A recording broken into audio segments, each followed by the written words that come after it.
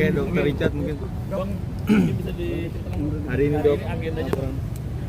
Ya, Bang itu, Bang. Ya, hari ini tanggal 27 Mei, Dr. Richard menghadiri panggilan dari Polda Metro Jaya di Krimsus. Nah, sebagai warga negara yang baik, Dr. Richard hadir untuk memenuhi panggilan tersebut. Cuman begini, yang saya sedih, ternyata setelah kita pelajarin semua laporannya, bagi saya, pelapor ini sangat tidak layak untuk menjadi seorang pelapor. Banyak barang bukti yang setelah kita teliti ternyata jauh sekali dari perbuatan pidana yang dituduhkan kepada Dr. Richard. Itu yang pertama. Yang kedua, Dr. Richard ini selama ini sudah mencoba untuk diam, dalam artian beliau ini sekarang kan lebih apa ya? Lebih bijaksana lah dalam menghadapi sebuah perkara, dalam sebuah kasus begitu. Tetapi ketika diserang-serang terus, ya tentu pada akhirnya kita menghadiri panggilan Polda Metro ini untuk membuka terang benderang laporan tersebut. Dan saya sangat yakin, sekali lagi saya sangat yakin, laporan ini jauh daripada perbuatan pidana. Itu dulu. Lalu kemudian saya juga mengucapkan terima kasih kepada teman-teman penyidik yang sangat humanis hari ini telah melakukan pemeriksaan dengan baik, di mana Dr. Richard dapat memberikan keterangan sebebas-bebasnya dan seluas-luasnya.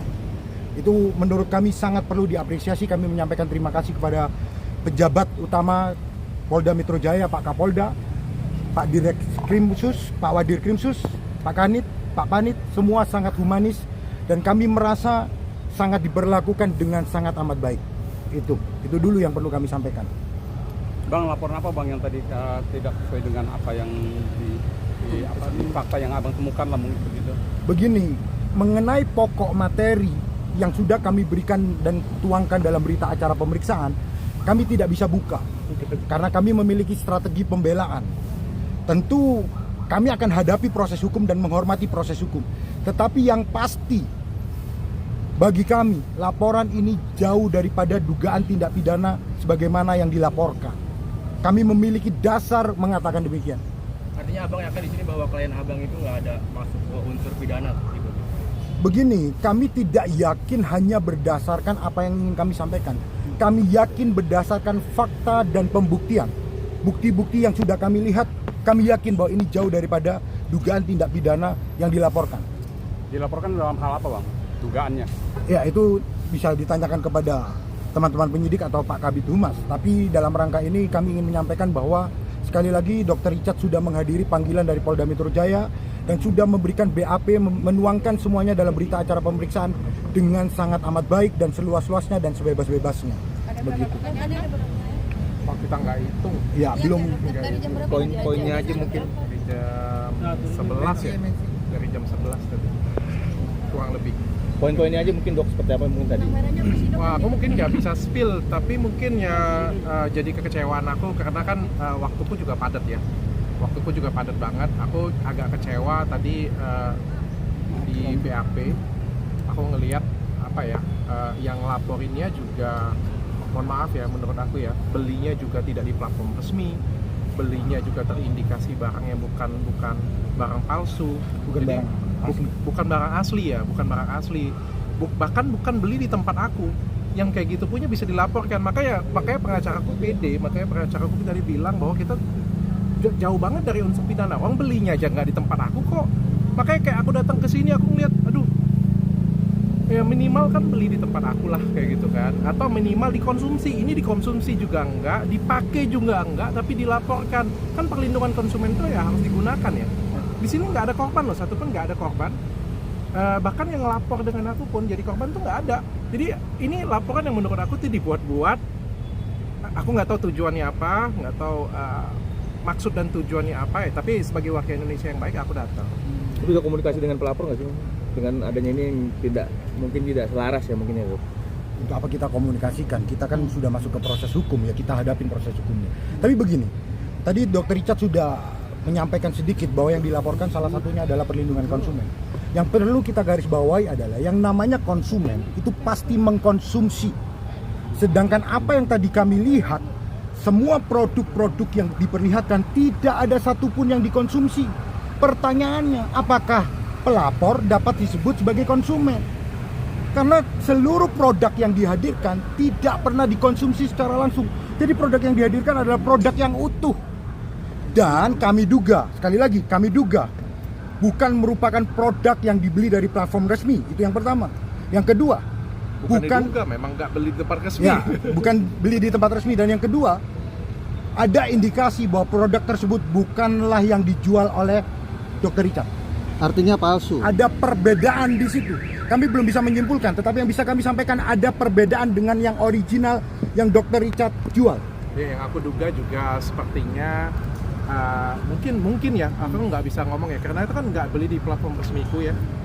Jadi bisa jadi itu juga bukan produkku, bisa jadi itu dibuat-buat, dikarang-karang, aku nggak tahu sih. Tapi yang jelas bukan beli di tempat resmiku dan juga nggak ada korban di sini. Jadi aku tuh duduk ngabisin waktu, aku tuh bingung juga apa yang dipermasalahkan di sini. Korbannya nggak ada, belinya nggak di tempat aku, tapi dilaporkan. Ya tapi udahlah, kalau kita diundang ya saya menghormatin pihak kepolisian di sini. Polisi ngundang saya memberikan keterangan. Ya. Mungkin beli di reseller mungkin. Athena tidak memiliki reseller, jadi kita nggak punya reseller. Jadi nggak punya reseller resmi, Dok? Tidak, Athena tidak punya reseller. Yang punya reseller itu Glowtech ya. Itu Glowtech itu perusahaan istri. Memang sistemnya distribusi. Kalau Athena sendiri kita nggak punya reseller dan kita tidak punya reseller resmi, nggak punya. Jadi bukan platform resmi kita. Gimana lah? Bahkan kayak gini ya. Ini kasusnya dalam ya. Ada orang katanya beli dari tempat saya. Lalu pelapor si Dr. S nih beli dari orang ini.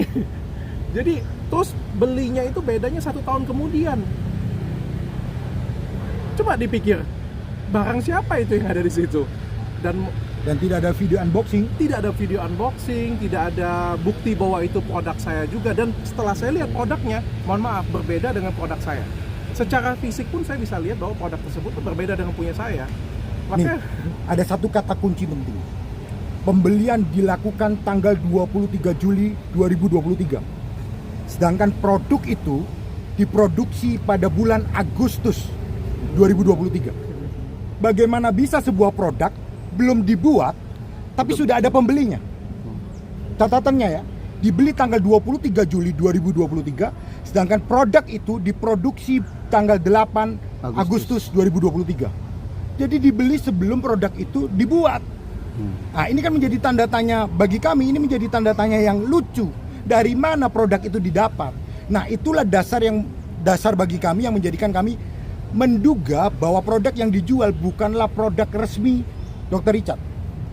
Dok, seolah-olah ini sebagai musuh bebuyutan nih, Dok. Kemarin kan sempat dokter yang di Jakarta Selatan nggak? gimana? Ada dugaan mungkin kaitannya sama laporan dokter di Polres Selatan? Oh, enggak ya. Kalau dari laporan sih sebenarnya beliau dulu yang ngelaporin saya. Saya kan terakhir ngelaporinnya. Kalau dari itu ya, nggak ada sih, kayak nggak ada hubungan. Dok, seolah-olah sebagai musuh bebuyutan nih, Dr. S kan terus nyenggol-nyenggol dokter mulai dari produk sampai terakhir unboxing hadiah handphone. Giveaway. Handphone itu iPhone itu gimana nih, Dok, responnya, Dok? Publik ya yang bisa menilai ya. Kalau menurutku, kalau misalnya memang saya kan dari dulu terkenal masuknya di edukasi ya, dan saya fokusnya memang di edukasi. Maupun saya ke podcast sekalipun, sebenarnya bahan yang saya bawa sebenarnya ada edukasi ya. Sekarang kalau misalnya doktif seperti itu, saya pikir publik lah yang bisa menilai sih, apakah tujuannya memang edukasi. Kalau memang tujuannya edukasi, yang edukasi ke masyarakat, saya pikir nggak perlu kemana-mana sih. Sampai ke handphone, sampai ke berlian, sampai ke baju orang dikomentarin, sampai ke macam-macam kehidupan pribadi ya. Saya pikir kalau misalnya memang dia edukator ya, edukasi aja yang benar. Tapi kalau misalnya sudah masuk ke ranah pribadi, saya pikir itu bukan mau edukasi lagi ya, mungkin mau menghancurkan orang, mungkin terindikasi persaingan bisnis, mungkin terindikasi iri hati, ya kan. Kalau memang saya ya, jujur ya, saya nge-review skincare abal-abal loh, polosan Mercury yang kita ngomong ini jelas-jelas jahat tanpa terbantahkan bahwa di dalamnya ada kanker. Saya selalu ngomong ini produk berbahaya, tapi saya nggak pernah ngomong saya serang suaminya, saya sampai serang anaknya, saya sampai serang bajunya, saya sampai serang agamanya, nggak pernah loh. Saya cukup, kalau Anda masih mau beli, silakan. Saya sudah kasih tahu, tugas saya sebagai edukator cuma cukup ngomong bahwa ini produk berbahaya. Kalau nggak boleh dong maksa-maksa orang. Kalau orang masih suka mau beli, ya terserah kalian. Kalau saya, karena saya edukasi, bukan dengan penuh kebencian, itu kalau saya ya. Nah maka ya publik aja lah menilai ini benar-benar edukasi atau bukan. Cukup berat nggak sih dok? Akhirnya sampai ya itu ke ranah sampai pribadi, nyenggol-nyenggolnya bukan ya inti masalah dari ini. Diketawain aja mbak. Dok, emang mengandung bahan apa sih sampai akhirnya dilakukan seperti ini? Nggak ada produk, makanya saya juga bingung ya, produk yang kita laporin semuanya BPOM ya bang ya? BPOM resmi. BPOM resmi, legal untuk dijual. Iya.